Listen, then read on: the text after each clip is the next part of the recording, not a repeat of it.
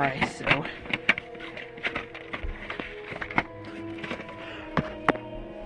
so here's the closing. I got done watching it and it was pretty good. So 10 out of 10. Also ignore the background noise. I'm just not writing it out because of motion blur. So anyways, ignore the background noise.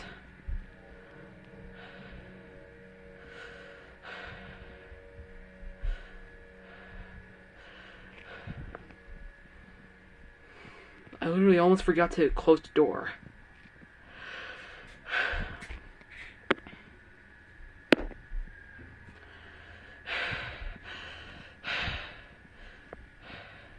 Now that you've seen Saving Private Ryan, you have shared an experience that has taken you back to the pivotal point of the 20th century.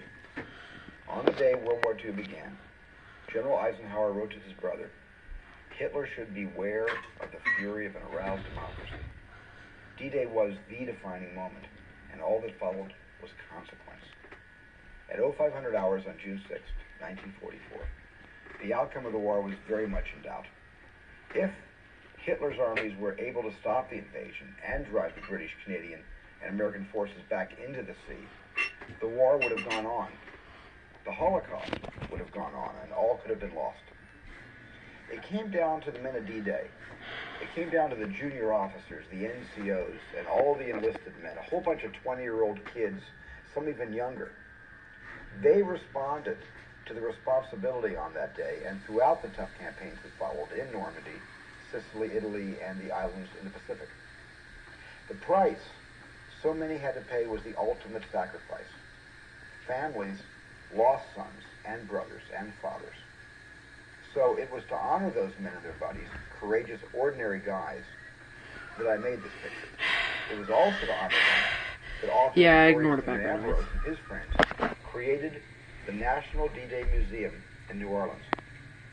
It was there that the Higgins boats were designed and built by Andrew Higgins, the man Eisenhower said won the war for us. Higgins boats brought those brave young men onto the beaches and into battle and on to victory. And this museum will be a tribute to the men of D-Day and all those at home whose dedication created the arsenal of democracy. It will be an inspiration and remembrance for their children, grandchildren, and for all future generations. And so I urge you to join me in supporting the National D-Day Museum that will celebrate the American spirit and remind Americans of the 21st century and beyond that freedom does not come free. Thank you.